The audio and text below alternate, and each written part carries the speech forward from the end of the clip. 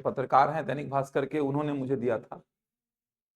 अपने चैनल में भी उन्होंने डाला है, अपने चैनल में भी आपने देखा होगा, और एजुकेशन रिपोर्टर करके उनका चैनल का नाम है, उन्होंने अपने चैनल में भी डाला है। और मुझे वो लेटर पूरा भेजा उन्होंने कि कौन से विषय वर्ग 2 में रखे गए हैं, तो वर्ग 2 में गणित और विज्ञान भी आ गया है। और अब तो एक पता नहीं अब सही है कि नहीं, अब तो एकदम विषयवार भी एक सूची आई है कि कौन से विषय के कितने पद हैं। गणित के लगभग 350 पद के आसपास बता रहे हैं उसमें, वर्ग 2 के गणित के लगभग 350 पद बता रहे हैं। अब वो तो पता नहीं सही है कि नहीं, लेकिन जो मैंने वीडियो में दिया है आपको ड्राफ्ट, वो एकदम कंफर्म न्यूज है, ये मान के चलिए एकदम कंफर्म न्यूज है वो। तो तैयारी करते रहिए। अब ये मान के चलिए, उनका कहना भी था कि मई के आसपास एग्जाम हो जाएगा, मई के आसपास, अप्रैल मई के आसपास। तैयारी करते रहिए। मैथ्स और साइंस वाले भी हैं तो भी फायदा है आपको। तो मैथ्स और साइंस वाले को भी वर्ग 2 से जिनको लग रहा था कि बाहर हो जाएंगे, तो वर्ग 2 में अब मैथ्स और साइंस के पद भी जुड़ गए, फायदा है आप लोग को। चलिए स्टार्ट करेंगे आज। कल तो केवल बातचीत कर रहा था, कल में किस प्रकार से पढ़ना है क्या है। इंग्लिश मीडियम वाले आप दोनों हैं कि और कोई भी है? आप अकेले हैं, ठीक है। टर्म्स में इंग्लिश में बोलते रहूंगा, जो भी टर्म्स रहेंगे वो इंग्लिश में बोलते रहूंगा। मैं लिख नहीं पाऊंगा बोर्ड में तो बोलते रहूंगा, उसको आप नोट करते रहिएगा। कहीं पे स्किप अगर हो जाएगा तो मेरे से पूछ लीजिएगा आप, क्योंकि दोनों माध्यम में क्वेश्चन को लिखना थोड़ा सा टफ हो जाता है, बहुत लेंदी हो जाएगा वो चीज। तो मैं टर्म्स सारे बोल दूंगा, जितने भी टर्म्स बोलूंगा मैं वो सारे टर्म्स बाइलिंगुअल बोल दूंगा। लिखते समय केवल हिंदी में लिखूंगा मैं। मैथ्स का पहला लेक्चर है ये, मान के चलिए आज गणित का पहला लेक्चर है ये। कल तो केवल बातचीत मैंने की थी। अब देखो जो सिलेबस आप देखेंगे, जैसे वर्ग 3 का ये जो पूरा का पूरा सिलेबस में ये पॉइंट आप देख पा रहे हैं। पहले वर्ग 3 की बात कर रहा हूं मैं। ये तो गणित का पेडागोजी, इसको तो बाद में पढ़ाऊंगा मैं, अभी इसको डिस्कस नहीं करूंगा, क्योंकि इसमें बेसिक आवश्यकताएं पड़ेंगी आपको। जैसे संख्या की आवश्यकता पड़ेगी, नंबर की आवश्यकता पड़ेगी, कैलकुलेशन की आवश्यकता पड़ेगी। तो इसमें बहुत कुछ जानना चाहिए आपको। पहले संख्या क्या होती है, संख्या कितने प्रकार की होती है, वो सब जानेंगे तब तो अपन उन चीजों का यूज यहाँ पे करके थोड़ा सा अपन काम को अच्छा कर पाएंगे। अगर आपको बेसिक चीजें ही नहीं पता होंगी तो फिर गणित का पेडागोजी पढ़ते समय जब मैं एग्जांपल्स लूंगा तो फिर वो एग्जांपल्स आपको समझ में ही नहीं आएंगे। तो इसको शुरू में पढ़ा भी नहीं जाता। इसके लिए पहले थोड़ा बेसिक सीख जाइए गणित का। बेसिक मतलब नंबर्स को पहचानना सीख जाइए, कैलकुलेशन सीख जाइए, समझ आ रहा है। बेसिक फॉर्मूलेज आपको पता होने चाहिए। सिंपल इंटरेस्ट का क्या होता है फॉर्मूला, कंपाउंड इंटरेस्ट क्या होता है, 2D 3D के बेसिक कंसेप्ट आपको आने चाहिए, क्योंकि वो सारे एग्जांपल्स यहाँ पे अपन को लेने पड़ेंगे। तो इसको तो अपन लास्ट में पढ़ेंगे, मतलब शुरुआत में तो बिल्कुल नहीं पढ़ सकते इसको। जब तक आपको बेसिक इंफॉर्मेशन लगभग हर चैप्टर की नहीं है, तब तक आप इस टॉपिक को पढ़ेंगे तो कोई मतलब निकलेगा भी नहीं। तो इसको तो अपन बाद में पढ़ेंगे।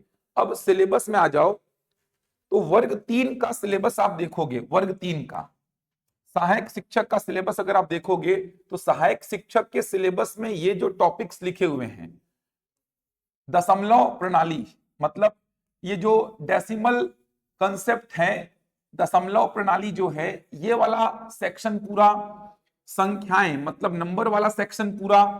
इसके बाद साधारण भिन्न और दशमलव भिन्न मतलब simple fraction and decimal fraction, ये पूरा।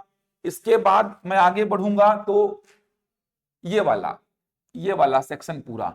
मतलब वर्ग 3 में ये जो 4 सेक्शन हैं, 3.1, 3.2, 3.3 एंड 3.4, ये 4 सेक्शन जो हैं, ध्यान से समझना, ये 4 सेक्शन जो हैं। साथ ही साथ अगर मैं बात करूं वर्ग 2 के एग्जाम की, वर्ग 2, तो वर्ग 2 में इसको तो छोड़ ही दो। इसके बाद आप देखेंगे तो ये वाला सेक्शन जो है, ये वाला सेक्शन जो है, ये वाला सेक्शन जो है, और ये वाला सेक्शन जो है, ये 4 सेक्शन। तो वर्ग 2 के ये 4 सेक्शन देख सकते हैं कौन कौन सा। बीजीय व्यंजक, गुणनखंड मतलब फैक्टर्स, समीकरण मतलब इक्वेशंस, श्रेणियां, श्रेणियां का मतलब सीरीज।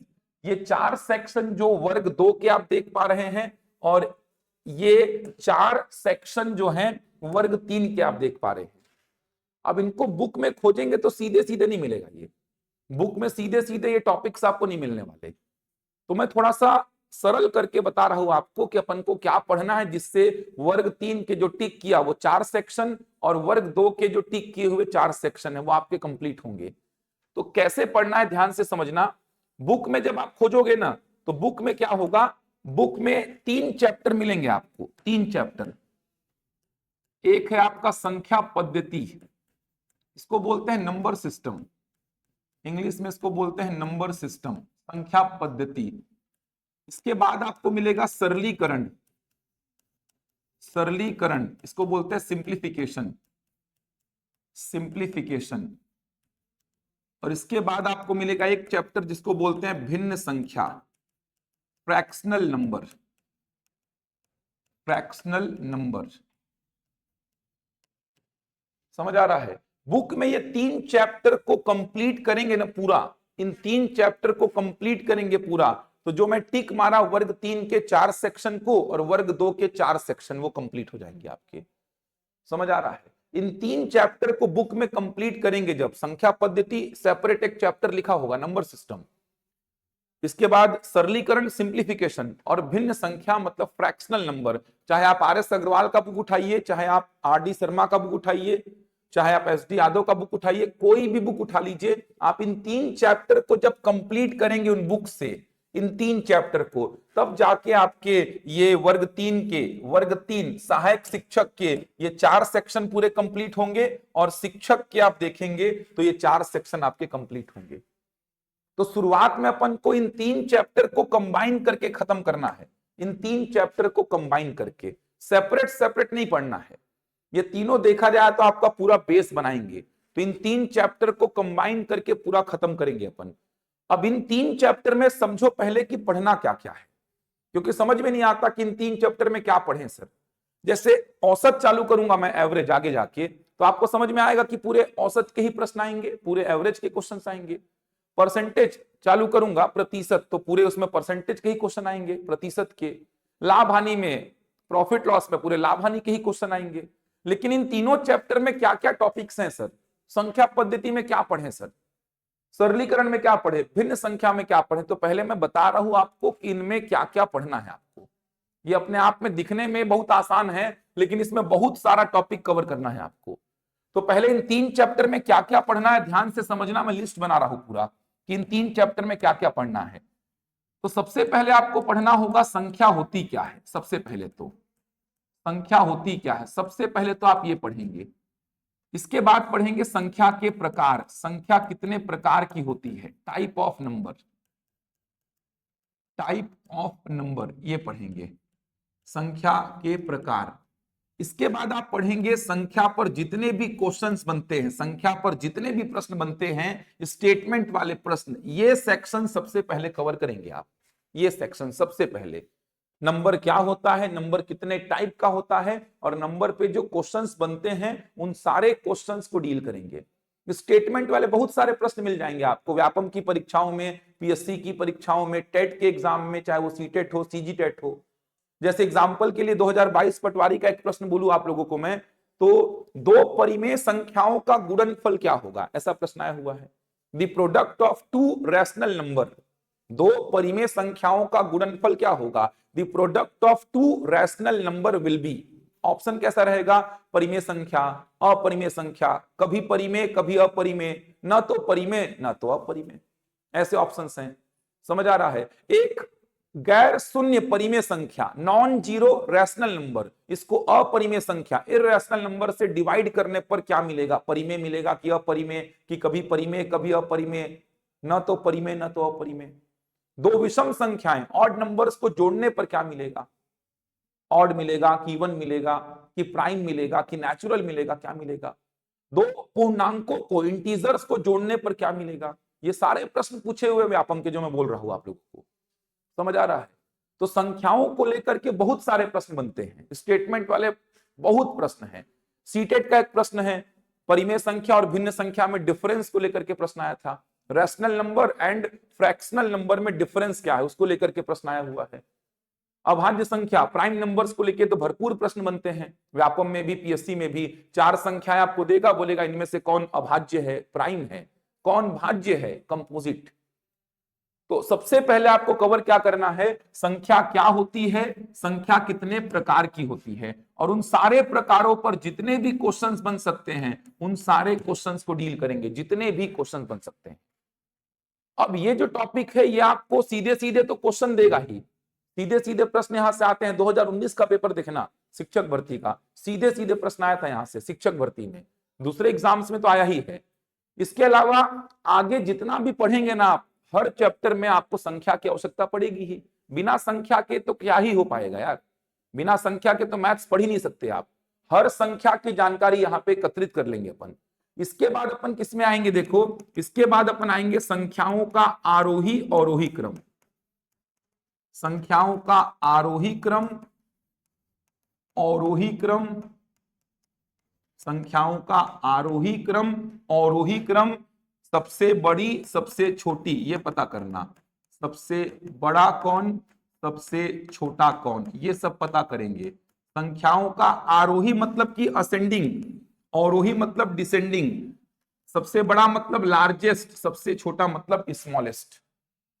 सारी प्रकार की संख्याएं पढ़ लेंगे तो सारी प्रकार की संख्याओं में अपन देखेंगे उनका असेंडिंग, डिसेंडिंग, लार्जेस्ट, स्मॉलेस्ट। आरोही मतलब बढ़ते क्रम, अवरोही मतलब घटते क्रम। सारे प्रकार के नंबर्स में, जैसे एग्जांपल के लिए ऐसे प्रश्न तो आप देखे ही होंगे, देखो ये देखिए इस प्रकार का नंबर में लिख दिया ऐसा, ये देखिए ये 4 नंबर्स में आपको दे दिया, इनको बोला आरोही अवरोही क्रम में जमाओ। इसमें सबसे बड़ा बताओ, सबसे छोटा बताओ। सहायक शिक्षक में वर्ग 3 में सेम ऐसा ही प्रश्न 2023 में आया है, सब इंस्पेक्टर में आया था। तो ये वैरायटी तो लगभग हर एग्जाम में देखने को मिल जाएगा आपको। इसके अलावा और भी अलग अलग वैरायटी के नंबर, ये देखिए ऐसे नंबर्स दे दिया मैं, ये देखिए ऐसे नंबर्स दे दिया मैं, मिक्स कर दिया नंबर्स को, मिक्स कर दिया, ये देखिए ऐसे नंबर्स मिक्स कर दिया, ये देखिए मिक्स कर दिया इस प्रकार के नंबर्स, ऐसे नंबर्स दे दिया मैं। इन नंबर्स को आरोही अवरोही क्रम में जमाओ, सबसे बड़ा सबसे छोटा बताओ, इस प्रकार के नंबर्स दे दिया मैं। ये देखिए ऐसे नंबर्स, ये देखिए इस प्रकार के नंबर्स दे दिया, ऐसे नंबर्स को बोल दिया आरोही अवरोही में जमाओ, सबसे बड़ा सबसे छोटा बताओ। तो पहले तो आपको संख्या पूरी पढ़नी है, संख्या के प्रकार पढ़ने हैं, तब आप जान पाएंगे कि ये कौन सी संख्याएं हैं, तब आप जान पाएंगे कि ये कौन सी संख्याएं हैं। ये देखो ना, बार का मतलब क्या, इसको बार बोलते हैं, बार का मतलब क्या, ये कौन सा नंबर है क्या बोलते हैं इसको, ये कौन सा नंबर है, ये कौन से नंबर है इनको क्या बोलते हैं, ये कौन से नंबर है इनको क्या बोलते हैं। तो पहले सारी संख्याओं की जानकारी पढ़ेंगे, फिर अलग अलग वैरायटी के नंबर में अपन आरोही और अवरोही क्रम देखेंगे। अमीन पटवारी 2017 का प्रश्न था, इस प्रकार के कथन दिए गए थे, देखो इस प्रकार के कथन बोला था कौन सबसे, ये देखिए इस प्रकार के कथन आए हुए थे, बोला था कौन सत्य कौन असत्य है, ऐसे 3-4 स्टेटमेंट दे दिया था, बोला था कौन ट्रू कौन फॉल्स। समझ आ रहा, ट्रू फॉल्स 2017 का अमीन पटवारी का पेपर में आया था, ये ट्रू फॉल्स पता करने को बोला था। तो आपको पहले नंबर्स को जानना होगा, तब आप उसमें कौन बड़ा कौन छोटा आरोही अवरोही पता कर पाएंगे। जैसे मैं आपको बोलूं कि ये नंबर क्या कहलाता है, बार का मतलब क्या होता है, ये जो 3 के ऊपर बार लगा इसका क्या मतलब है, पता है किसी को? 2.3 3 पे बार लगा, उस बार का क्या मतलब है?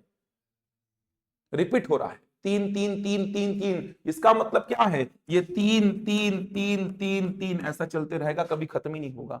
अब इस नंबर को बोलते क्या है वो पता करना है अपन को पहले, क्या मतलब है बार का, ये कौन सा नंबर है, किसके अंतर्गत बैठेगा, पहले वो सब जानोगे तब तो उन संख्याओं में आप जमाना सीखोगे, आरोही अवरोही बड़ा छोटा। तो वही समझा रहा हूं कि ये जानने के बाद अपन इसमें आएंगे।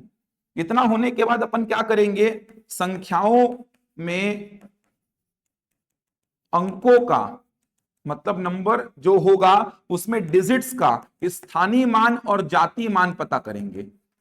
स्थानीय मान और जातीय मान, यहां भी प्रश्न आया है।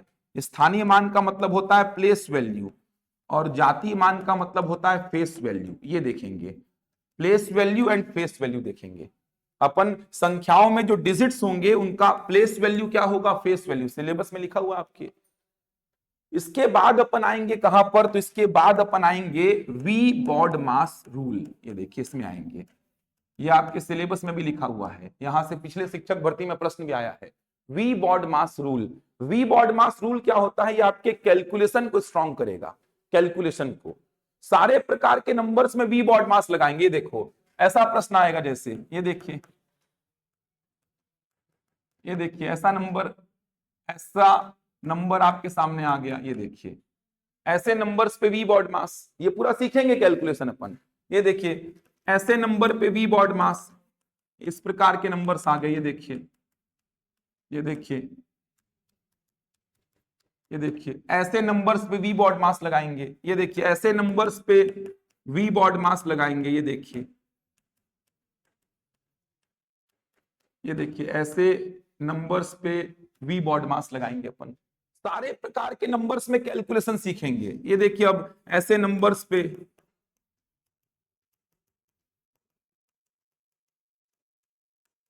ये देखिए समझ आ रहा है। कहने का मतलब कैलकुलेशन जो अपन सीखेंगे, कैलकुलेशन जो अपन सीखने वाले हैं वो ऐसे नंबर्स पे सीखेंगे। आगे जाके बताऊंगा इनको होल नंबर्स बोलेंगे। ऐसे नंबर्स पे सीखेंगे इनको फ्रैक्शनल नंबर बोलेंगे। ऐसे नंबर पे सीखेंगे इनको डेसिमल वाले नंबर्स बोलेंगे। मतलब ये पूर्ण संख्या, ये भिन्न संख्या, ये दशमलव वाली संख्याएं। तो वी बॉड मास रूल आपके कैलकुलेशन को स्ट्रॉन्ग करेगा। कैलकुलेशन सारे प्रकार के नंबर्स में कवर करेंगे अपन।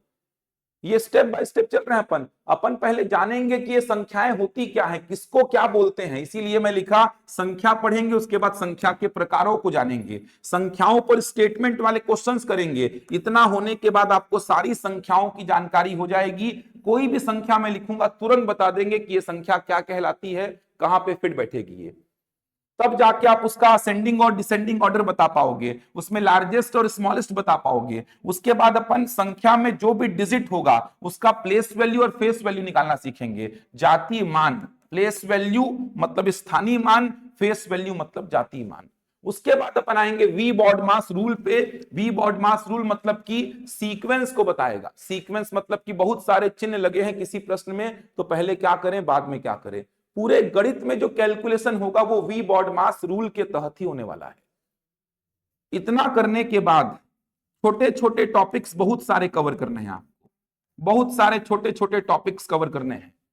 जैसे एग्जांपल के लिए विभाजिता के नियम, विभाजिता के नियम, इसको इंग्लिश में बोलते हैं रूल्स ऑफ डिविजिबिलिटी। जैसे इकाई का अंक, इसको इंग्लिश में बोलते हैं आप यूनिट डिजिट।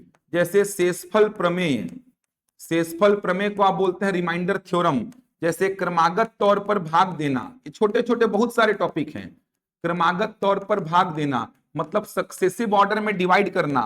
विभाज्यता पर प्रश्न, विभाज्यता पर प्रश्न का मतलब क्वेश्चन बेस्ड ऑन डिविजिबिलिटी। इसके बाद आप देखेंगे तो सीरीज वाले प्रश्न, सीरीज वाले प्रश्न में पूरा एपीजीपी तक कवर करेंगे अपन।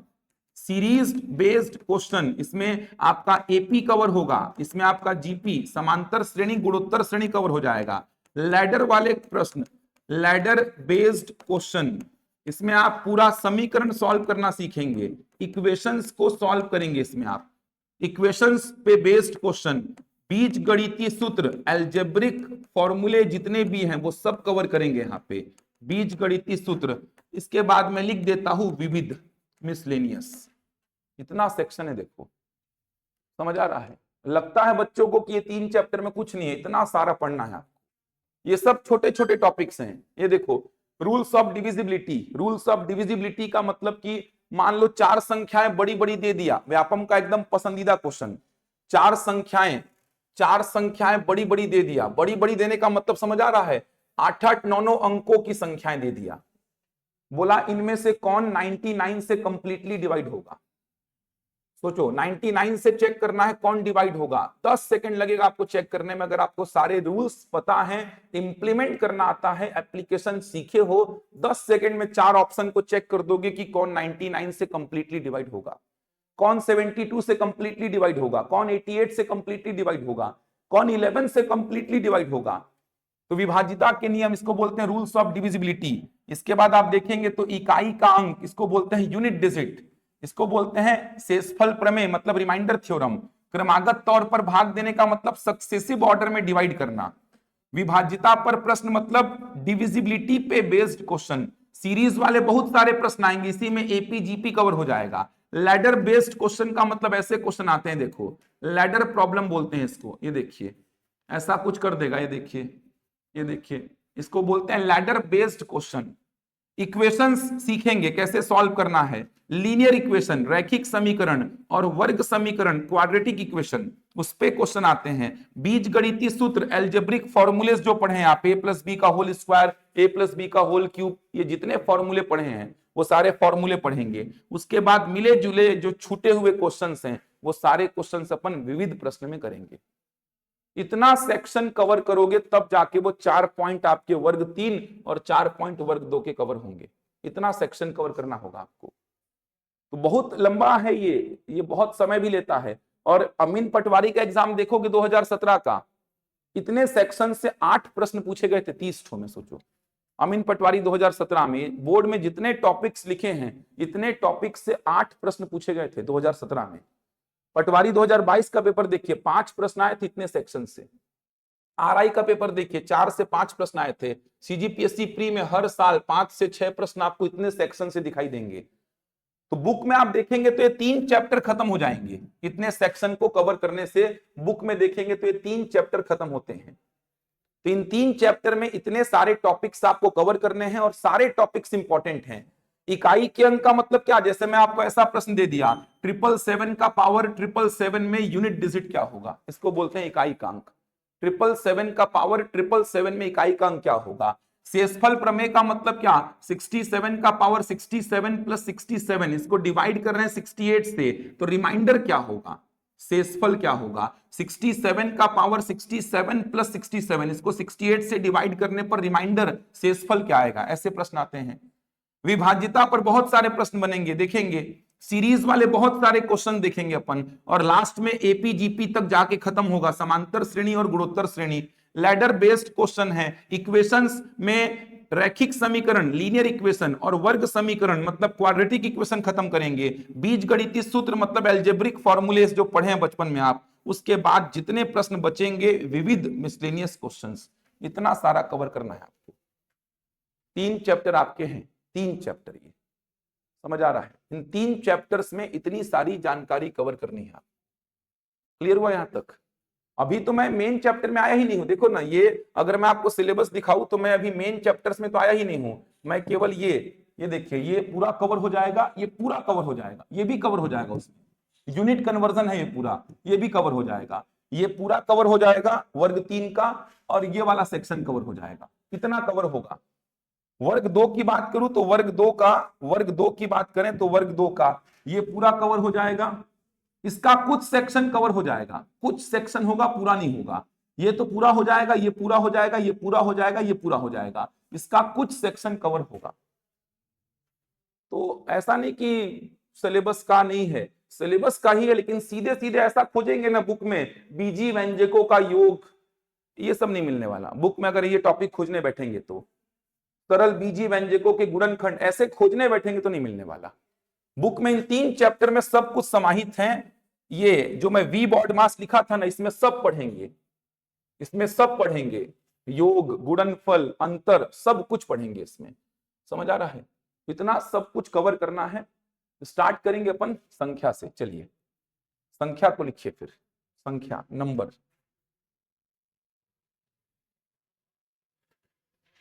लिखिए, संख्या नंबर। नोट्स बनाएंगे, थोड़ा नोट्स भी काम आएगा। होशियारी को साइड में रख के नोट्स वगैरह बनाएंगे, क्योंकि अभी लगेगा कि सर सब बनता है, महीना भर बाद समझ में आएगा कि कुछ नहीं आता है, क्योंकि आगे जाएंगे तो पीछे का सब भूलते जाएंगे। तो इसीलिए बोल रहा, जैसे बोल रहा है वैसे फॉलो करेंगे तो फायदे में रहेंगे। आगे जाके 1.5 महीना 2 महीना बाद इतना सारा हो जाएगा ना, कुछ याद नहीं रहेगा आपको महीना भर पहले क्या हुआ था। इसीलिए हर विषय का नोट्स बनाते चलिएगा। चलिए नंबर की एक सामान्य सी परिभाषा लिखिए, बहुत ज्यादा काम की नहीं है, लेकिन उसमें एक पॉइंट छिपा है जहां से व्यापम ने प्रश्न पूछा था। लिखेंगे, हिंदी में लिखिए पहले। संख्याएं वे गणितीय वस्तुएं होती हैं, संख्याएं वे गणितीय वस्तुएं होती हैं, संख्याएं वे गणितीय वस्तुएं होती हैं, संख्याएं वे गणितीय वस्तुएं होती हैं जिनका उपयोग मापने में, गिनने में इत्यादि चीजों में किया जाता है। संख्याएं वे गणितीय वस्तुएं होती हैं जिनका उपयोग मापने में, गिनने में इत्यादि चीजों में किया जाता है। संख्याएं वे गणितीय वस्तुएं होती हैं जिनका उपयोग मापने में, गिनने में इत्यादि चीजों में किया जाता है। numbers are the mathematical objects, numbers are the mathematical objects which are used for measuring, counting, etc.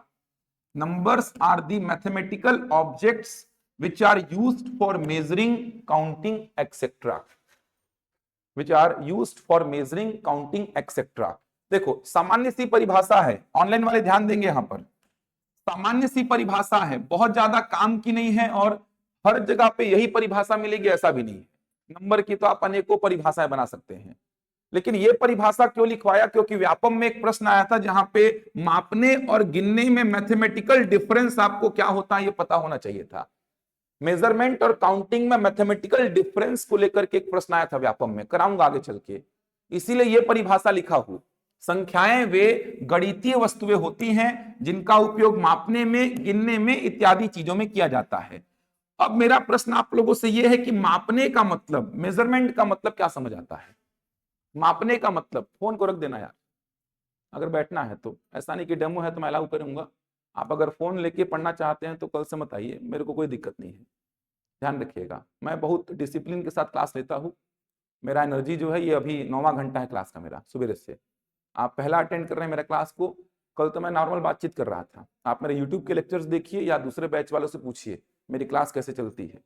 ये तो कल मैं लाइटली बहुत ज्यादा बात किया था, लेकिन मेरे क्लास में बैठ पाएंगे तो डिसिप्लिन से बैठना पड़ेगा, वरना मेरे को दिक्कत नहीं है, आप दूसरे कोचिंग में जा सकते हैं। लेकिन मेरे जैसा कोई आपको मैथ्स सिखा दे, पढ़ा दे, तो मैं उस दिन पढ़ाना छोड़ दूंगा, ये भी बोल रहा हूँ मैं। मेरा जो पढ़ाने का क्षमता है और मेरा जो बेसिक में जो पकड़ है, मुझे पता है कि बच्चों को दिक्कत कहाँ पे होती है मैथ्स में। जो बच्चे पढ़े हैं मेरे से अगल बगल बैच वाले पूरे रायपुर बिलासपुर में, पता कर लीजिएगा आप। लेकिन मैं डिसिप्लिन के साथ पढ़ाता हूँ, ये ध्यान रखिएगा। उबासी फोन ये सब अगर आपको आदत है तो एकदम मेरे को कोई दिक्कत नहीं है, ना उड़ान को दिक्कत है। बहुत हमारे पास बच्चे हैं भगवान की कृपा से, हर बैच हमारे चल रहे हैं, रायपुर में 3-3 ब्रांच है। हम क्वालिटी कंटेंट बहुत अच्छा देते हैं, हमको ये पता है। हम क्वालिटी कंटेंट में हम बहुत आगे हैं लोगों से, मेहनत करने में बहुत आगे हैं, हमारी टीम, हमारे फैकल्टी मेहनत करने में बहुत आगे हैं। मेरी क्लास में अगर बैठ पाएंगे तो बैठिएगा, वरना ऐसा कोई जिद नहीं है। लेकिन 2-2.5 महीना मेरे से पढ़ के मैथ्स को आप ऐसा कर सकते हैं कि आप मेरे नोट से अगर एक प्रश्न भी बाहर आ जाए तो मेरे को बोलना, पेपर के बाद मैं पूरी फीस वापस करवा दूंगा। ये रिकॉर्डिंग बोल रहा हूँ मैं, ऑन रिकॉर्ड बोल रहा हूँ कि मेरे नोट्स और प्रैक्टिस शीट से बाहर अगर कुछ आ जाए तो आप पूरा पैसा वापस ले जाना। मेरा पढ़ाने का, मेरा मेहनत 10 साल का ऐसा है, केवल इसी विषय को पढ़ाया हूं मैं पिछले 10 साल से, मैथ्स और रीजनिंग को। और एक दिन में 10 घंटा, 9वां घंटा इसके बाद भी क्लास और है मेरी उस ब्रांच में। 10 घंटे डेली क्लास लगभग लेता हूं मैं मैथ्स और रीजनिंग की, लेकिन बहुत डिसिप्लिन से पढ़ाता हूं। तो ये मत सोचिएगा डेमो क्लास है तो मैं ऐसा कुछ करूंगा आप लोग को, जो भी करना है करने दूंगा, ऐसा नहीं है भाई हमको कि एडमिशन के बाद हम भरेंगे आप लोग को, ऐसा नहीं है। मेरे क्लास का बहुत बहुत डिसिप्लिन रहता है मेरे क्लास में, ये बात ध्यान रखिएगा। बहुत मुश्किल होता है मेरे को झेल पाना, लेकिन बच्चों को अपना फ्यूचर बनाना है तो झेलते हैं मेरे को। बच्चों को फ्यूचर बनाना है तो मेरे को झेल लेते हैं, वो जानते हैं कि कोई और सिखा भी नहीं पाएगा उनको। जिस बेसिक लेवल पे जाके मैं बच्चों को पढ़ाता हूँ, उस बेसिक लेवल पे पूरे छत्तीसगढ़ में कोई नहीं जा पाएगा। आप देख लीजिएगा क्लास कहीं करके, आप यूट्यूब पे मेरे लेक्चर्स देख लीजिएगा। देखिए संख्या की परिभाषा बता रहा हूं, संख्याएं वे गणितीय वस्तुएं होती हैं जिनका उपयोग मापने में, गिनने में इत्यादि चीजों में किया जाता है। मैं मापने का मतलब पूछना चाह रहा हूं कि मेजरमेंट का मतलब क्या समझ आता है, मापने का मतलब क्या, जैसे एग्जांपल दीजिएगा तो। हाँ ठीक, जैसे मैं अपनी हाइट को मापूंगा तो ये मापना हो जाएगा, मेरी हाइट इतने सेंटीमीटर है तो ये मापना हो जाएगा। मैं अपने वेट को मापूंगा तो ये मापना हो जाएगा। रायपुर से बिलासपुर का डिस्टेंस को मापूंगा तो ये मापना हो जाएगा। समझ पा रहे हैं? दूध की मात्रा 2 लीटर, 2.5 लीटर, 3 लीटर, तो ये भी क्या है, मापना। चावल की मात्रा 2 किलोग्राम, 2.5 किलोग्राम, 3 किलोग्राम, ये भी क्या है, मापना। मापने का मतलब, मेजरमेंट का मतलब क्या, तो मापने का मतलब, मेजरमेंट का मतलब होता है कि मैं अपनी हाइट को माप लूं, ये हो जाएगा मापना। मैं अपने वेट को माप लूं तो ये हो जाएगा मापना। रायपुर से बिलासपुर का डिस्टेंस माप लूं तो ये हो जाएगा मापना। दूध की मात्रा 2 लीटर, 2.5 लीटर, 3 लीटर, तो ये हो जाएगा मापना। चावल की मात्रा 2 किलोग्राम, 2.5 किलोग्राम, 3 किलोग्राम, तो ये क्या हो जाएगा, मापना। तो मापने का मतलब हाइट माप लो, वेट माप लो, डिस्टेंस माप लो, क्वांटिटी माप लो। गिनने का मतलब क्या समझ आता है, काउंटिंग का मतलब क्या समझ आ रहा है, सिंपल। काउंटिंग का मतलब क्या, जैसे चेयर्स को काउंट करने बैठ गया, आप विद्यार्थियों की संख्या को काउंट करने बैठ गया, लड़कों की संख्या को काउंट करने बैठ गया, लड़कियों की संख्या काउंट करने बैठ गया, पंखे कितने लगे हैं ये काउंट करने बैठ गया, तो इसको क्या बोलेंगे? काउंटिंग, गिनना। तो ये तो आपको समझ में आ गया कि मापना क्या और गिनना क्या, लेकिन दोनों में मैथमेटिकल डिफरेंस क्या है, इस पे प्रश्न बना था व्यापम का। मैथमेटिकल डिफरेंस क्या, ध्यान से समझना। ये कुछ नंबर्स मैं आपके सामने लिख रहा हूं, ये देखिए, ये कुछ नंबर्स मैं आपके सामने लिख रहा हूं, ये दशमलव वाली संख्याएं मैं आपके सामने लिखा हूं, डेसिमल नंबर्स। ये दशमलव वाली संख्याएं जो मैं आपके सामने लिखा हूं, इनका यूज मैं मापने में तो कर लूंगा, लेकिन इनका यूज मैं गिनने में नहीं कर पाऊंगा। ये मैथमेटिकल डिफरेंस है। सोच पा रहे हैं? जैसे 2.5 केजी चावल होता है 2.5 लीटर दूध होता है, 2.5 किलोमीटर डिस्टेंस होता है, लेकिन क्या गिनते समय ऐसा बोलते हैं 1 चेयर, 2 चेयर, 2.5 चेयर, ऐसा बोलते हैं? नहीं। 1 लड़का, 2 लड़का, 2.5 लड़का, ऐसा बोलते हैं? नहीं। तो गिनने में ये दशमलव वाली संख्याओं का यूज नहीं होता है, ये दशमलव वाली संख्याओं का यूज केवल मापने में होता है। 2.5 केजी चावल बोल सकता हूं, 3.6 सेंटीमीटर इसका लेंथ बोल सकता हूं, 7.8 किलोमीटर डिस्टेंस बोल सकता हूं, 5.45 लीटर दूध बोल सकता हूं। तो ये संख्याएं जो आप देख पा रहे हैं, इनका यूज मापने में होगा, लेकिन गिनने में नहीं होगा। गिनने में ये वाली संख्याओं का यूज होगा, 1 2 3 4 5 ऐसे चलेंगी। तो ये वाली जो संख्याएं हैं, इनका यूज गिनने में भी हो जाएगा और मापने में भी हो जाएगा, मापने में भी हो जाएगा। लेकिन ये वाले जो नंबर्स हैं, इनका यूज केवल और केवल मापने में होगा, गिनने में नहीं। समझ पा रहे हैं? अब इन संख्याओं को क्या बोलते हैं, कहां पे संख्याएं फिट बैठती हैं, इन संख्याओं को क्या बोलते हैं, ये कहां पे फिट बैठती हैं, वो आगे चल के अपन सीखेंगे। क्लियर हुआ? ये इसी को लेके प्रश्न आया था, कराऊंगा आगे चल के वो प्रश्न। डिफरेंस समझ आ रहा है? मापने में और गिनने में मैथमेटिकल डिफरेंस बोल रहा हूं। वैसे तो आप जान रहे हैं मापने का मतलब हाइट मापो, वेट मापो, डिस्टेंस मापो, क्वांटिटी मापो। गिनने का मतलब चेयर्स को गिन लो, समझ आ रहा है? विद्यार्थियों की संख्या गिन लो, कोई वस्तु को गिनना स्टार्ट कर दो आप। मैथमेटिकल डिफरेंस ये है कि ये जो नंबर्स हैं डेसिमल वाले, इनका यूज मापने में हो रहा है, गिनने में नहीं हो रहा। गिनते समय अपन ऐसा नहीं बोलते हैं 1 2 2.5 3 3.6, ऐसा नहीं बोलते हैं। गिनने का मतलब क्या है, 1 2 3 4 5 6 ऐसे चलते हैं। तो ये वाले जो नंबर्स हैं, इनका यूज आप गिनने में भी कर सकते हैं, मापने में भी, लेकिन ये वाले जो नंबर्स हैं, इनका यूज केवल और केवल मापने में, गिनने में नहीं होगा। बनेगा यहां तक? चलिए अब लिखिए संख्या का वर्गीकरण, सबसे इंपॉर्टेंट, सबसे खास, संख्या का वर्गीकरण। ऑनलाइन वालों को सब मिलेगा, चिंता मत करिए, व्हाट्सएप ग्रुप बनेगा, प्रैक्टिस शीट सब मिलेगा। क्लासिफिकेशन ऑफ नंबर, संख्या का वर्गीकरण, क्लासिफिकेशन ऑफ नंबर, संख्या का वर्गीकरण, क्लासिफिकेशन ऑफ नंबर। देखिए नंबर जो है, संख्या जो है, मेनली 2 टाइप का होता है। एक होता है वास्तविक संख्या, वास्तविक संख्या, इसको बोलते हैं रियल नंबर, और दूसरा होता है काल्पनिक संख्या, काल्पनिक संख्या, इसको बोलते हैं इमेजिनरी नंबर। तो नंबर मेनली 2 टाइप का, real number and imaginary number, वास्तविक संख्या और काल्पनिक संख्या। तो संख्या मुख्यतः 2 प्रकार की, वास्तविक और काल्पनिक, ये 2 प्रकार की। अब एक बात समझो, काल्पनिक संख्या जो है ये आपके सिलेबस में नहीं है, ये आपके सिलेबस में नहीं है, वर्ग 2 में भी नहीं है, वर्ग 3 में भी नहीं है, वर्ग 1 में है। गणित विषय से अगर आप वर्ग 1 का तैयारी करेंगे, वर्ग 1 का तैयारी गणित विषय से, वहां पर आपको काल्पनिक संख्या मिलेगा, क्योंकि काल्पनिक संख्या इमेजिनरी नंबर आप 11th क्लास से पढ़ना चालू करते हैं। इसीलिए वर्ग 2 और वर्ग 3 में नहीं है, ना तो शिक्षक में है ना तो सहायक शिक्षक में है, ये आपको वर्ग 1 में मिलेगा। तो यहाँ पे वर्ग 2 और वर्ग 3 की तैयारी आप कर रहे हैं, तो ये आपको पढ़ना नहीं है, आपके सिलेबस में नहीं है। फिर भी थोड़ा सा जानकारी जुटा लो इसके बारे में कि कैसा दिखता है ये, किसको बोलते हैं सर ये, तो किसको बोलते हैं, जो केवल कल्पना में हो, जो इमेजिनेशन में हो, जो केवल कल्पना, कल्पना मतलब इमेजिनेशन में हो। सामान्य जीवन में मतलब जनरल लाइफ में, सामान्य जीवन में कोई उपयोग नहीं होता इनका, कोई उपयोग नहीं होता, जनरल लाइफ में इनका कोई यूज नहीं होता है। समझ आ रहा है? जनरल लाइफ का मतलब जैसे दैनिक जीवन में अपन जो संख्याओं का यूज करते हैं, गिनने में, मापने में, दैनिक जीवन में, डेली लाइफ में जो अपन यूज करते हैं नंबर्स का, वहां पर ऐसे नंबर्स का कोई यूज नहीं है। तो जो केवल इमेजिनेशन में हो, सामान्य जीवन में जिनका कोई उपयोग ना हो, इन्हीं नंबर्स को अपन क्या बोल रहे हैं, इमेजिनरी नंबर, मतलब काल्पनिक संख्या। पहचानेंगे कैसे कि कौन सा नंबर सर काल्पनिक है, तो याद रखिएगा वर्गमूल के अंदर ऋणात्मक रूप में अगर संख्याएं हैं, स्क्वायर रूट के अंदर अगर नेगेटिव फॉर्म में कोई नंबर है, स्क्वायर रूट वर्गमूल का चिन्ह होता है ये, तो वर्गमूल के अंदर अगर ऋणात्मक रूप में कोई संख्या है तो ऐसी संख्याओं को आप बोलते हैं काल्पनिक संख्या। ऐसा कोई भी नंबर आपको दिखाई नहीं देगा खत्म होते तक, गणित पूरा खत्म होते तक ऐसा कोई भी नंबर आपको दिखाई नहीं देगा। जानकारी के लिए याद रखिए बस कि वर्गमूल के अंदर ऋणात्मक रूप में कोई संख्या अगर दिखी तो ऐसी संख्या को बोलेंगे काल्पनिक। -2 को काल्पनिक मत बोलना, वर्गमूल 2 को काल्पनिक मत बोलना, वर्गमूल -2 होगा काल्पनिक। समझ आ रहा है? अगर आप 11th 12th गणित विषय से पढ़े होंगे तो आपको याद आ रहा होगा, इनको आई के रूप में लिखते हैं सर, जहां पे आई का वैल्यू होता है √/-1, जहां पे आई को बोलते हैं आयोटा या इमेजिनरी नंबर। पढ़े हैं क्या 11th 12th मैथ से? कोई नहीं पढ़े हैं? बहुत कम एप्लीकेशन है 10th में इसका, मेनली ये 11th से एंट्री आता है इसका, 11th में पूरा काम करते हैं इसमें अपन।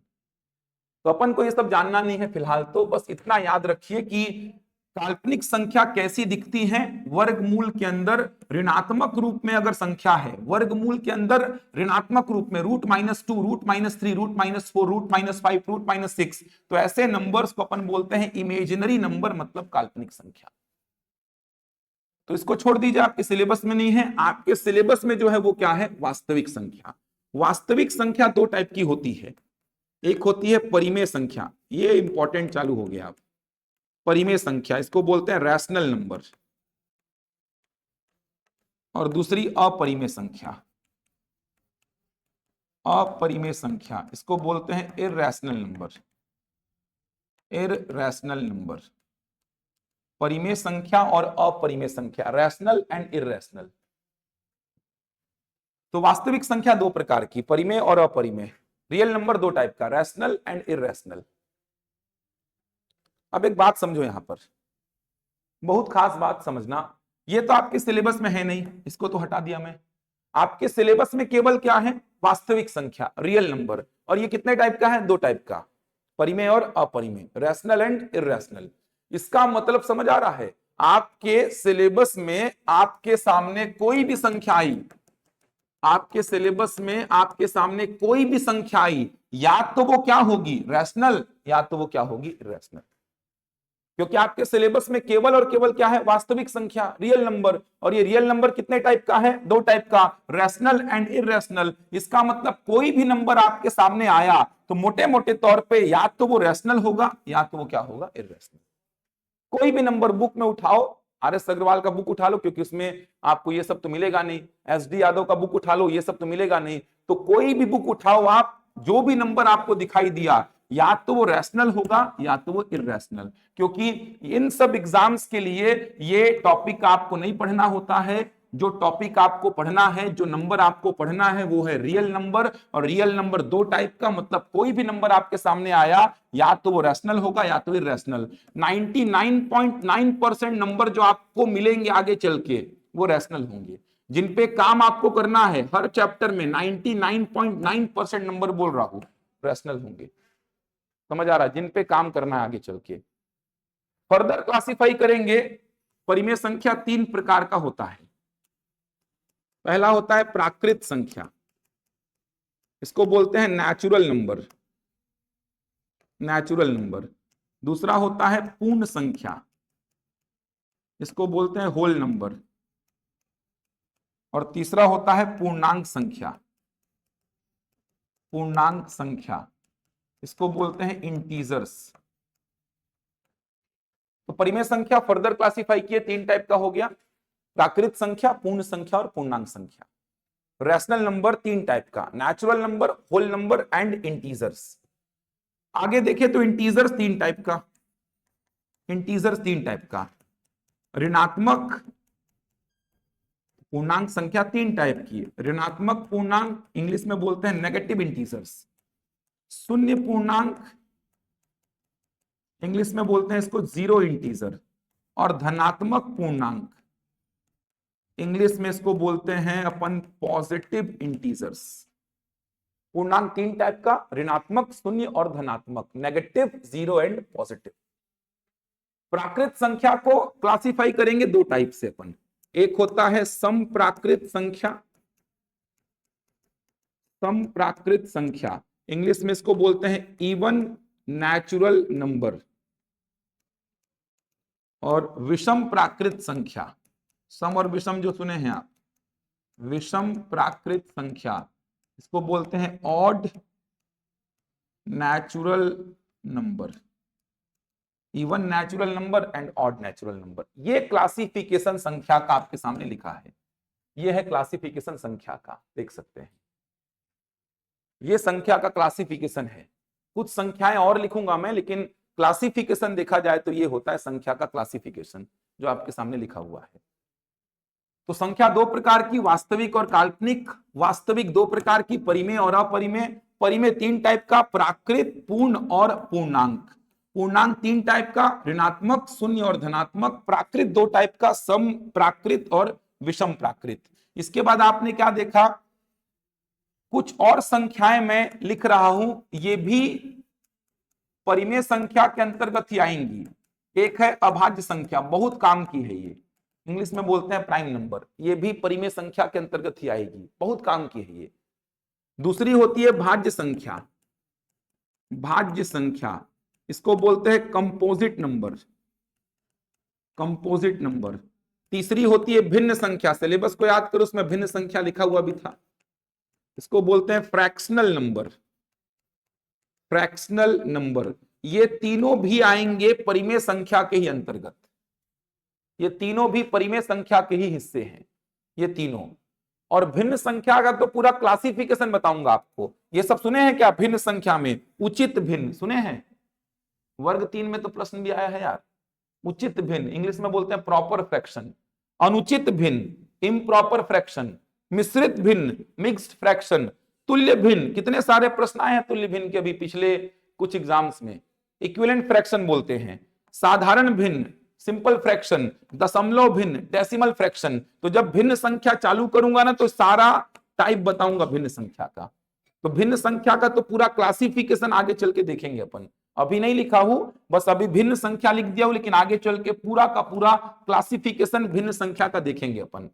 तो ये 3 संख्याएं जो मैं लिखा हूं, ये तीनों भी परिमेय संख्या के ही अंतर्गत आएंगी। इसके अलावा एक और संख्या आती है सह अभाज्य संख्या, सुने हैं क्या? को प्राइम नंबर, अभाज्य अलग सह अभाज्य अलग, को प्राइम नंबर। 2019 में प्रश्न आया था, कौन सा को प्राइम संख्या का जोड़ा है? 19 में प्रश्न आया था, 4 जोड़े दिए हुए थे आपको। को प्राइम संख्या हमेशा जोड़े में ही आती है, हमेशा पेयर में आती है।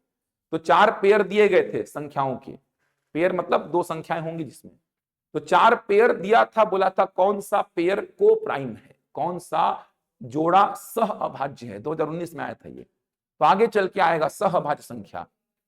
अभी फिलहाल अपन को इतनी संख्याओं पर काम करना है, इतनी संख्याओं पर। चलो एक एक करके सारी संख्याओं को समझेंगे, अब उन पे प्रश्न भी करते चलेंगे। लिखे यहां तक पूरा, नोट्स बनाते रहिए, आपके फायदे के लिए बोल रहा हूं, चीजें आपके फायदे के लिए बोल रहा हूं। ये सब चीजें मैं देख चुका हूं भाई, बहुत हर एग्जाम को दिया हूं मैं, सेंट्रल का, स्टेट का, पीएससी का, व्यापम का, सब दे चुका हूं। मेरे को पता है कहाँ पे क्या प्रॉब्लम आई है, कैसे आई है। मैंने भी इंजीनियरिंग किया है, नया नया जब आया था तो मेरे को भी लगा था कि ये तो है ही क्या। पीएससी का तैयारी करने जब आया था तो मेरे को भी लगा था कि ये क्या ही है। मैथ्स पढ़ा रहा था सामने वाला एक टीचर, तो मेरे को लगा था क्या ही है ये कोई बड़ा एग्जाम थोड़ी है, ऐसा लगा था मेरे को। और मैं तो एनआईटी रायपुर छोड़ दिया था, मेरे को एनआईटी रायपुर मिल रहा था एमटेक के लिए, गेट निकला था मेरा उस समय बिना ड्रॉप लिए। 2-3 कंपनियां मेरे को ले ली थी, एलएनटी में हो गया था मेरा, टीसीएस में हो गया था मेरा, इंजीनियरिंग कॉलेज जबलपुर से मैंने किया था कॉलेज अपना, जबलपुर से, तो मेरा 2-3 कंपनियों में हो गया था। मेरा गेट का स्कोर कार्ड ठीक ठाक था, मेरा एनआईटी रायपुर एमटेक के लिए मिल रहा था, स्कॉलरशिप मिलता था तो 12,500 उस समय एमटेक करने के हर महीने में। तो मैं सब छोड़ छाड़ के प्राइवेट एक कॉलेज पकड़ लिया था शंकराचार्य, कि मेरे को ज़्यादा काम नहीं करना पड़ेगा, प्रोजेक्ट वगैरह बना के जमा कर देंगे, पढ़ना नहीं पड़ेगा। क्योंकि मेरे को सजेशन दिए मेरे जो अच्छे अधिकारी कर्मचारी जो थे मेरे घर वाले पोस्टेड जो हैं, कि एनआईटी रायपुर ले लोगे तो फिर वहाँ पे इतना घुसना पड़ेगा आपको एमटेक के लिए कि पढ़ाई नहीं कर पाओगे अपने पीएससी की। तो मैं एनआईटी रायपुर इस चक्कर में लिया नहीं और कंपनियों को छोड़ दिया, क्योंकि मेरे को प्राइवेट कंपनी में जाने का मन नहीं था उस समय। तो मैं शंकराचार्य में एमटेक करने लग गया रायपुर में ही, स्कॉलरशिप के चक्कर में कि डिग्री भी मिल जाएगा, 12,500 महीना मिल जाएगा, खर्चा अपने चलते रहेगा।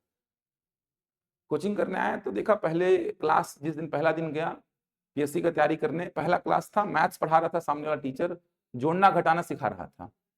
और मेरे को देख के लगा ये सीखने थोड़ी आया हो यार, मैं कहाँ M1 M2 M3 जो मैथ्स का M1 M2 M3 को आधा आधा पौन घंटा में बना के फेंका हूं मैं अपने कॉलेज के टाइम पे।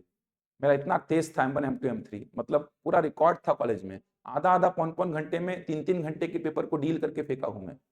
फिर आके देखा ये मैथ्स सिखा रहा है, जोड़ना घटाना, क्या औकात है ये पेपर की, मेरे को लगा था 6 महीना में निकाल दूंगा। लोग पता नहीं 4 साल 5 साल पीएससी में कैसे ले लेते हैं। 6 महीने का एग्जाम, ऐसा मेरे को फील आया था, ये मेरे औकात से नीचे है, ऐसा लगा था मेरे को कि मैं बहुत बड़े लेवल से छोटे लेवल की तैयारी करने आ गया, ऐसा फील आया था मेरे को शुरू के महीना भर में।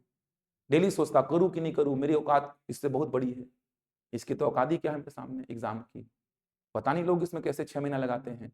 बायो पढ़ाने एक प्रियंका वर्मा मैडम आती थी उस समय, अभी वो जॉइंट कलेक्टर है, वो उस समय पढ़ाती थी उड़ान में, वो उड़ान में ही किया था मैं, तो प्रियंका वर्मा अभी ज्वाइंट कलेक्टर रायगढ़ में, वो उस समय पढ़ाती थी वो बायो। लगा था अरे ये सब तो पढ़ा हुआ है, ये सब क्या पढ़ना है यार, ये सब चीज को इसमें लोग कैसे 5 साल 4 साल ले लेते हैं निकालने में, ऐसा फील आया था। सोचा करूं कि नहीं करूं, करूं कि नहीं करूं, तो मेरे दोस्त जो उधर के थे एमपी के सजेस्ट किए कि कर ले भाई, थोड़ा दिन रुक, तो वहाँ थोड़ा समझ तो चीजों को। रुका, समझा, 2 महीना 3 महीना हुआ तो समझ में आया इसके औकात क्या है। 2-3 महीना बाद समझ में आने लग गया कि अपन की औकात इसके सामने बहुत छोटी है। इधर हिस्ट्री पढ़ो तो ज्योग्राफी गोल हो जा रहा है, ज्योग्राफी पढ़ो तो पॉलिटी गोल हो जा रहा है, पॉलिटी पढ़ो तो इकोनॉमी गोल हो जा रहा है, इकोनॉमी पढ़ो तो साला इधर मैथ्स और रीजनिंग पूरा पढ़ा हुआ है। छत्तीसगढ़ कभी खत्म ही नहीं हो रहा है, छत्तीसगढ़ में ऐसा फालतू फालतू जानकारी पढ़ना पड़ रहा है, सोचा ही नहीं था मैं तो। 2-3 महीना हुआ तो समझ में आया कि इसके औकात क्या है। पहले साल प्री नहीं निकला था, सोचो मेरा 6 महीना में एग्जाम निकाल के फेंकने का बात कर रहा था, पहले साल प्री नहीं निकला था। वो एटीट्यूड, वो घमंड सब चुकनाचूर हो गया था, प्री नहीं निकला, सोचो यार पहले साल। घर वालों को बोला था 6 महीना में एग्जाम फेंक के आ जाऊंगा, पता नहीं लोग कैसे लेते हैं, 5 साल 4 साल ऐसा बोल के आया था मैं, 6 महीना का एग्जाम है ऐसा बोल के आया था मैं। आज तक वो पीएससी नहीं निकला मेरे से। इंटरव्यू दिया मैं 2 बार, लेकिन फाइनल पोस्ट नहीं मिल पाया पीएससी का।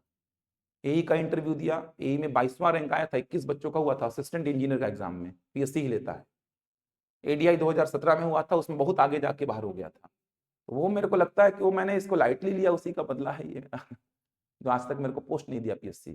फिर व्यापम के एग्जाम में आया, तो व्यापम में रैंक 1 भी आया पटवारी में मेरा, व्यापम के एग्जाम निकले हैं, रैंक 1 तक आया है। बैंकिंग का एग्जाम दिया, चलो कुछ तो मिले इस चक्कर में, बैंकिंग का एग्जाम दिया, तो आरआरबी पीओ का एग्जाम निकला, एनटीपीसी का एग्जाम निकला रेलवे का, लेकिन चाहत तो कुछ और थी, वो तो पूरी नहीं हो पाई। इसीलिए बच्चों को समझाता हूं मैं, सेंट्रल के एग्जाम भी दे चुका, स्टेट पीएससी व्यापम सब दे चुका, पिछले 10-12 साल में मैंने बहुत कुछ अनुभव कर लिया है। इसलिए बच्चों को मैं समझाता हूं भाई कि गलती क्या होती है, नोट्स का वैल्यू क्या है। नए नए अपन आते हैं तो लगता है कि ये कुछ नहीं है, यही एग्जाम निकालना नहीं है कि ये समझ आ रहा है सर एग्जाम निकल जाएगा, ये तो ठीक है, इसके बाद बहुत सारा काम है। ये महीना भर बाद आपको याद रहेगा कि नहीं वो मैटर करेगा, महीना भर बाद आपके पास पढ़ने के लिए कुछ है कि नहीं वो मैटर करेगा, एग्जाम टाइम पे आपके पास आपकी नोट्स है कि नहीं वो मैटर करेगा। एग्जाम टाइम पे थोड़ी आप मोटी मोटी बुक्स उठा के बैठोगे कि अरे रिवीजन करने बैठ गया, कैसे रिवीजन होगा बताओ तुम मेरे को। 9वीं 10वीं का एग्जाम नहीं है कि एक दिन मैथ्स दो, फिर 3 दिन छुट्टी मारो, फिर हिस्ट्री का पेपर, फिर 3 दिन छुट्टी, फिर साइंस का पेपर, ऐसा थोड़ी है। यहाँ तो एक ही दिन जाओगे पेपर देने आप लोग, उसी में मैथ्स है, उसी में जीएस, जीएस में सोचो कितने विषय, उसी में छत्तीसगढ़ जीएस, उसी में लैंग्वेज, उसी में कंप्यूटर, उसी में सीडीपी, सोचो उसी में करंट अफेयर, सबको एक साथ लेकर के जाना है आपको, सब मिक्स नहीं हो जाएगा। ये तैयारी सरकारी नौकरी मेरे को अपनी यात्रा में तो समझ में आ गई कि एकदम डाउन टू अर्थ होके चलने का नौकरी है ये, एकदम डाउन टू अर्थ होके, एकदम मतलब ऐसा जमीनी स्तर पे रहोगे तो ये नौकरी मिलेगा। होशियारी का नौकरी नहीं है ये, मेहनतों का, मेहनत करने वालों बच्चों का नौकरी है ये। होशियार तो मैं बहुत था अपने आप में, मैं तो पता नहीं कि अपने आप को क्या समझता था, कहाँ 2-3 साल तो मैं खाली बैठे रहा, 2-3 साल तो खाली बैठे रहा, इंटरव्यू से बाहर, मेन से बाहर, पहले साल तो प्री से बाहर। फिर मैं आया व्यापम के एग्जाम में, चलो दे के देखते हैं, कुछ तो मिले, कुछ तो बोलने को रहे निकाले हैं, निकला। सेंट्रल के एग्जाम में आया, निकला वो, लेकिन शुरुआत का 3-4 साल खाली, मेरे हाथ में कुछ नहीं था। तो वो समझ में आया कि ये जो तैयारी है ना, ये एकदम डाउन टू अर्थ होकर चलने का तैयारी है, एकदम ये मेहनती लोगों का एग्जाम है। ये समझ में आया मेरे को, ये होशियार लोगों का एग्जाम नहीं है, ये मेहनती लोगों का एग्जाम है, जो मेहनत करेगा उसका निकलेगा, जो निरंतरता बना के रखेगा ना, कंटिन्यूटी बना के रखेगा, उसका निकलेगा एग्जाम। होशियार हैं, इसको एडवांटेज लेके मेहनत को और दोगुना करके निकाल लोगे, लेकिन केवल होशियार हो सोचोगे ना और एग्जाम निकल जाए तो नहीं निकलेगा। मेहनती हो तो होशियारी मैटर नहीं करेगी, मेहनती हो रगड़ो दिन भर अपने आप को बैठा बैठा के, निकल जाएगा एग्जाम में। इसीलिए समझाता हूं मैं, इस चक्कर में थोड़ा मैं चिल्ला देता हूं, अग्रेसिव हो जाता हूं, क्योंकि मेरे को अपने दिन याद आ जाते हैं कि गलती कर रहा था मैं, वैसी गलती कोई और ना करे। इसलिए बच्चों के साथ मैं इतना रूडली थोड़ा व्यवहार कर लेता हूं ताकि बच्चे एक सही दिशा पकड़ लें। मैं बहुत बहुत ये उम्र ऐसी नहीं कि 50 साल हो जाए तो ही अनुभव आता है।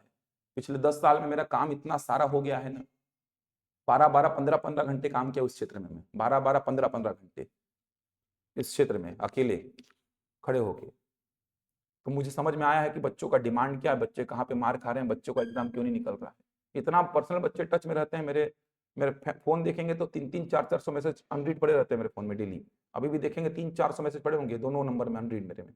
इतने टच में रहते हैं बच्चे मेरे साथ में, हर चीज को लेके इशू, जो भी उनको इशू हो, चाहे वो पर्सनल इशू हो, चाहे वो शिक्षा के क्षेत्र में उनको इशू आ रहा हो, किसी भी चीज का इशू रहता है वो मेरे से बात करते हैं। तो मैं समझ रहा हूँ, इसीलिए कभी कभी रूडली बोल देता हूं मैं आप लोग को, लेकिन आप लोगों के फ्यूचर के लिए ही बोल रहा हूं, ये बात समझिए। ये फील्ड बहुत अलग है, 9वीं 10वीं का एग्जाम नहीं है, थोड़ा सा समझिए इस बात को। लिखिए यहां तक, एक एक करके कुछ संख्याओं को अगले 10 मिनट में देखते हैं, चलिए अपन बाकी तो कल देखेंगे। चलिए सबसे पहले लिखिए प्राकृत संख्या, नेचुरल नंबर्स। अच्छा, जिस सीक्वेंस में मैं पढ़ा रहा हूं ना, जिस सीक्वेंस में मैं पढ़ा रहा हूं वही सीक्वेंस पढ़ने का भी होता है नंबर्स को। जिस सीक्वेंस में मैं संख्याओं को पढ़ा रहा हूं उसी सीक्वेंस में संख्याओं को पढ़ा भी जाता है। ऐसा क्यों बोल रहा हूं, क्योंकि पिछले बार टेट का पूछा गया प्रश्न है, वर्ग 2 का टेट में पूछा गया प्रश्न, पिछले साल का जून में एग्जाम हुआ था सीजी टेट का पिछले बार। वहां पे एक प्रश्न आया था, 4 संख्याएं दिया था आपको, बोला था कि संख्या पद्धति अगर आपको सीखना है, नंबर सिस्टम अगर आपको सीखना है, तो इन चारों को पढ़ने का क्रम क्या होगा, उन चारों को सीक्वेंस में जमाना था। 4 संख्या, वर्ग 2 की बात कर रहा हूं, वर्ग 2 में पूछा गया प्रश्न है ये पिछले टेट का। 4 संख्याएं देकर के बोला था इन चारों को क्रम से जमाइए, संख्या पद्धति सीखते समय इन चारों को किस प्रकार पढ़ना चाहिए, तो वो प्रश्न आया है। इसीलिए मैं बोल रहा जैसा जो क्रम में बता रहा हूं उसी क्रम में पढ़ना है आपको। चलिए, तो नेचुरल नंबर लिखिए सबसे पहले, प्राकृत संख्या। जानते हैं कहां से स्टार्ट होता है, कहां से स्टार्ट होता है, 0 से कि 1 से? 0 से, 1 से। लिखिए, वे संख्याएं जो गिनने के काम में आती हैं, वे संख्याएं जो गिनने के काम में आती हैं, वे संख्याएं जो गिनने के काम में आती हैं। The numbers which are used for counting, the numbers which are used for counting, वे संख्याएं जो गिनने के काम में आती हैं। The numbers which are used for counting। अब एक बात समझिए, वे संख्याएं जो गिनने के काम में आती हैं, काउंटिंग के काम में आती हैं। अब किसी भी वस्तु को गिनना स्टार्ट करेंगे तो कहां से करेंगे, 1 से करेंगे। मैं बोला चेयर्स को गिनना स्टार्ट करो तो 1 2 3 4 ऐसे ही तो करोगे ना, इधर 0 बोल के 1 2 3 4 तो करोगे नहीं यार, उसका तो कोई अर्थ ही नहीं है। मैं बोला विद्यार्थियों की संख्या को गिनो तो 1 2 3 4 करोगे, 0 बोल के 1 2 3 4 करने का तो कोई अर्थ होगा नहीं। तो किसी भी वस्तु को, चाहे वो सजीव हो चाहे वो निर्जीव हो, गिनना कहां से स्टार्ट करेंगे, 1 से। एकदम सिंपल सी बात है, या तो कोई वस्तु मेरे पास होगी या तो नहीं होगी। अगर चेयर्स की बात करूं मैं, तो इस कमरे में या तो चेयर्स होंगी या तो नहीं होंगी। अगर इस कमरे में चेयर्स नहीं है तो फिर काउंटिंग की बात ही नहीं आएगी यार। अगर है तो काउंटिंग कहां से स्टार्ट होगी, 1 से। तो याद रखेंगे, वे संख्याएं जो गिनने के काम में आएंगी। अब किसी भी वस्तु को गिनना कहां से स्टार्ट करेंगे, 1 से। तो प्राकृत संख्याएं स्टार्ट होंगी 1 से, कहां तक जाएंगी कोई अंत ही नहीं है इनका।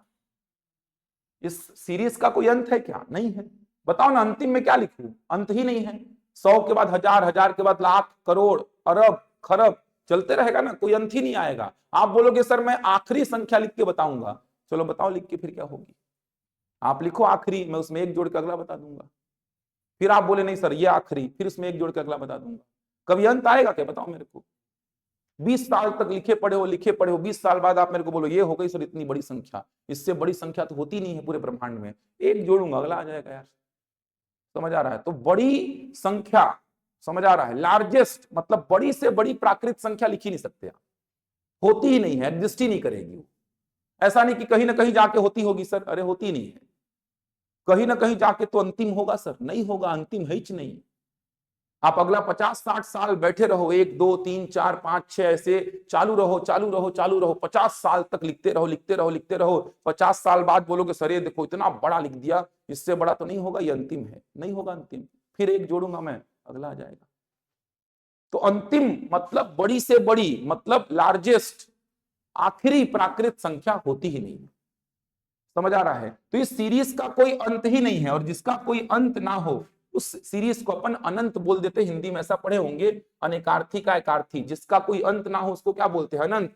तो इस सीरीज का कोई अंत नहीं है, और जिसका कोई अंत ना हो उसको अनंत बोल देते हैं। तो सबसे छोटी या पहली प्राकृत संख्या 1, जीरो प्राकृत संख्या में आएगा क्या? नहीं, लिख के काटिए। नेगेटिव नंबर्स प्राकृत संख्या में आएंगे क्या? नहीं, लिख के काटिए। दशमलव वाली संख्याएं, ये देखिए, ये प्राकृत संख्या में आएंगी क्या? नहीं, इनको भी लिख के काट दीजिए। ये सब छोटी छोटी बातें हैं, लेकिन बहुत बड़ा प्रभाव डालेंगी। जीरो नहीं आएगा, जीरो नहीं आएगा, ध्यान रखिए। जीरो कहां आएगा प्राकृत संख्या में? अभी तो बताया। नेगेटिव नंबर्स आएंगे क्या? नहीं। कभी ऐसा बोले हो क्या? -10 लड़के बैठे हैं क्लास में, -20 लड़कियां बैठी हैं, -10 कुर्सियां रखी हैं, नहीं बोले हैं। गिनने में दशमलव वाली संख्याएं काम आएंगी क्या? 1 2 2.5 3 3.5 पौने 4 ऐसा बोलते हैं क्या? नहीं बोलते हैं। तो ना तो जीरो आएगा, ना तो नेगेटिव नंबर्स, और ना ही डेसिमल वाले नंबर्स।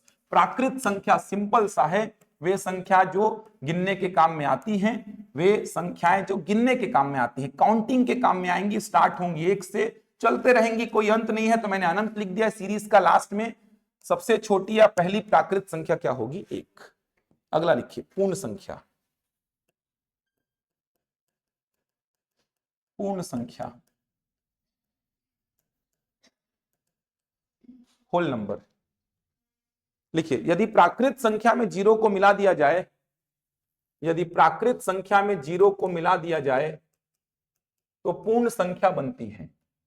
यदि प्राकृत संख्या में जीरो को मिला दिया जाए तो पूर्ण संख्या बनती है। यदि प्राकृत संख्या में जीरो को मिला दिया जाए तो पूर्ण संख्या बनती है। If zero is included in natural numbers, then it is called whole number. If zero is included in natural numbers, then it is called whole number. यदि प्राकृत संख्या में जीरो को सम्मिलित कर दिया जाए तो पूर्ण संख्या बनती है। तो ज्यादा दिमाग लगाना नहीं है इसमें। प्राकृत संख्याएं आप पढ़ लिए हैं, इसमें जीरो भर को मिलाना है और कुछ नहीं करना है। प्राकृत संख्याएं आप जो पढ़े हैं, इसमें जीरो को बस मिलाना है, तो जो संख्याएं बनेंगी ये संख्याएं क्या होंगी? पूर्ण संख्या। समझ पा रहे हैं बात को? नेगेटिव नंबर्स आएंगे क्या इनमें? नहीं आएंगे। क्यों? क्योंकि भाई प्राकृत संख्या में नहीं आ रहे थे, तो इसमें भी नहीं आएंगे। बस प्राकृत संख्या में जीरो को मिलाना है। दशमलव वाली संख्या इनमें आएंगी क्या? इस प्रकार की नहीं आएंगी। क्यों? प्राकृत संख्या में नहीं आ रही थी, तो पूर्ण संख्या में भी नहीं आएंगी। समझ आ रहा? प्राकृत में जीरो भर को मिला दीजिए, तो जो संख्याएं बनेंगी वो पूर्ण होंगी। इसमें नेगेटिव नंबर्स नहीं आएंगे, डेसिमल वाले नंबर्स भी नहीं आएंगे। देखो, जैसे मैं बोलूं आपको, गलतियां कहां पे होती समझना। प्रथम 5 प्राकृत संख्याओं का योग। अगर आपको मैं एक सिंपल सा प्रश्न बोलूं, प्रथम 5 प्राकृत संख्याओं का योग, कहने का मतलब sum of first 5 natural numbers, sum of first 5 natural numbers. एक और प्रश्न बोल दूं मैं आपको, प्रथम 5 पूर्ण संख्याओं का योग, प्रथम 5 पूर्ण संख्याओं का योग, sum of first 5 whole numbers, sum of first 5 whole numbers. अब प्रथम 5 प्राकृत संख्याएं जल्दी से बताओ तो क्या क्या होंगी? जल्दी बोलो। 1 2 3 4 5, इनका टोटल पूछ रहा है, तो इनका टोटल कितना हो जाएगा? 15। लेकिन प्रथम 5 पूर्ण संख्याएं, पहली पूर्ण संख्या 0, दूसरी 1, तीसरी पूर्ण संख्या 2, चौथी 3, पांचवी 4। यहां पर जब मैं टोटल निकालूंगा तो मेरे को टोटल क्या मिलेगा? 10। ये छोटी छोटी बातें हैं, लेकिन कितना बड़ा प्रभाव डाल रही हैं। देखो, आपको पता ही नहीं है पहली प्राकृत संख्या कौन, तो फिर आंसर तो गलत होगा ही। ये तो छोटा सा प्रश्न है, आगे चल के औसत का प्रश्न आएगा। प्रथम 40 पूर्ण संख्याओं का औसत बताओ, तो पहले पता तो रहे कि प्रथम 40 पूर्ण संख्याएं कौन सी। प्रथम 40 प्राकृत संख्याओं का औसत बताओ। पिछले ही टेट का प्रश्न एक और बोल रहा हूं, प्रथम 50 प्राकृत संख्याओं का माध्य, माध्य मतलब औसत, ये पूछा हुआ प्रश्न है। Find the mean of first 50 natural numbers, ये पिछले टेट का ही पूछा गया प्रश्न है, सोचो। तो पता तो रहे वहां प्राकृत संख्या होती क्या है, कहां से स्टार्ट होती है। आपको पता ही नहीं है कि प्राकृत संख्या कहां से स्टार्ट होती है, पूर्ण संख्या कहां से, तो आंसर तो गलत आएगा ही। तो याद रखेंगे, पहली प्राकृत संख्या 1, तो पांचवी कौन होगी, 5। पहली पूर्ण संख्या 0, तो पांचवी कौन होगी, 4। अगर मैं बोलूं प्रथम 25 प्राकृत संख्याएं, प्रथम 25 प्राकृत संख्याएं, फर्स्ट 25 नेचुरल नंबर्स, तो कहां से कहां तक, 1 से 25। लेकिन मैं बोलूं प्रथम 25 पूर्ण संख्याएं, फर्स्ट 25 होल नंबर्स, कहां से कहां तक, 0 से 24। देखो कितना फर्क आ गया। प्रथम 25 प्राकृत संख्याएं 1 से 25, लेकिन प्रथम 25 पूर्ण संख्याएं 0 से 24। यहां पे औसत निकालोगे तो 13 आएगा, यहां पे औसत निकालोगे तो 12 आएगा। ये देखो, पढ़ाऊंगा औसत जब तो बताऊंगा। तो छोटी छोटी बातें हैं, चीजों को ध्यान रखना पड़ेगा, तब आपको 100% ऐसा स्कोर मिलता है गणित में। ये पूरा बेस चल रहा है आपका, इन सारी बातों की आवश्यकता आगे चल के पड़ेगी। तो अभी मैंने 2 ही संख्याएं बताई हैं, याद रखिएगा। 1 से स्टार्ट करिए, संख्याएं हो जाएंगी प्राकृत, थोड़ा पीछे आके 0 को भी ले लीजिए तो संख्याएं हो जाएंगी पूर्ण। Natural numbers, whole numbers, decimal वाले नंबर्स कहीं पे नहीं आएंगे इसमें, नेगेटिव नंबर्स इन दोनों में कहीं पे नहीं आने वाले। बनेगा यहां तक पढ़ के आइए, क्योंकि आज थोड़ा समय लग गया ये पूरा बताने में। तो इतना करना है अपन को काम, तब जाके आपके 4 टॉपिक्स, मतलब 4 जो सेक्शन है, दोनों ही एग्जाम के वो खत्म होंगे आपके। तो एक एक पॉइंट डिस्कस करेंगे, पूरे सिलेबस पे काम करेंगे, कुछ छोड़ूंगा नहीं। कुछ वीडियोस भी देते रहूंगा बीच बीच में आप लोगों को मैं, 1-2 वीडियोस भी आप लोग को देते रहूंगा मैं, ऐप में ही आप लोग के आते रहेगा, उनको भी देखना है। समझ आ रहा है, कुछ टॉपिक्स के बीच बीच में दूंगा मैं, ताकि कुछ छूटे ना, एक एक पॉइंट कवर हो जाए, एक एक पॉइंट कवर हो जाएगा। देखना, कोई पॉइंट नहीं छोड़ेंगे तब जाके संभावना बनती है कि अच्छा स्कोर होगा आपका। क्लास रेगुलर आइए, छोड़िए मत, सीडीपी वगैरह भी लगाएंगे भैया, वो फ्राइडे सैटरडे को होती है वो। आगे चल के क्लासेस और बढ़ेंगी, शेड्यूल मिलता रहेगा आपको। अभी फिलहाल 3 विषय आपके चल रहे हैं, इनको प्रॉपर अटेंड करिए क्लास को, हिंदी, गणित और छत्तीसगढ़ जो चल रहा है। आगे चल के क्लासेस बढ़ेंगी और तैयार रहिए, बहुत ज्यादा लेट नहीं जाएगा एग्जाम, इसीलिए बोल रहा कि अब ये सब छोड़ के अपना तैयारी में लग जाइए, समय खर्चा मत करिए, क्योंकि ड्राफ्ट भी रेडी कर लिए, मतलब अब एग्जाम लेने के मूड में जल्दी ही है ये लोग। ड्राफ्ट अगर रेडी हो गया है, बांट दिए विषय, कौन से विषय के कितने पद, तो फिर एग्जाम जल्दी ही करेंगे। व्यापम डेट मान लो दे दिया तो फिर तो डिक्लेयर ही हो गया, ये व्यापम शेड्यूल बता दिया किस शेड्यूल को मैं ले सकता हूँ, तो फिर खत्म ही हो गया मामला। क्या पता मार्च अप्रैल मई किसी भी 3 महीने में कोई भी दिन बोल दे। तो तैयारी करिए, 5-6 महीना फिर भी आपके पास है, 5-6 महीने में तैयारी की जा सकती है। चलिए कल देखेंगे सीधी की क्लास।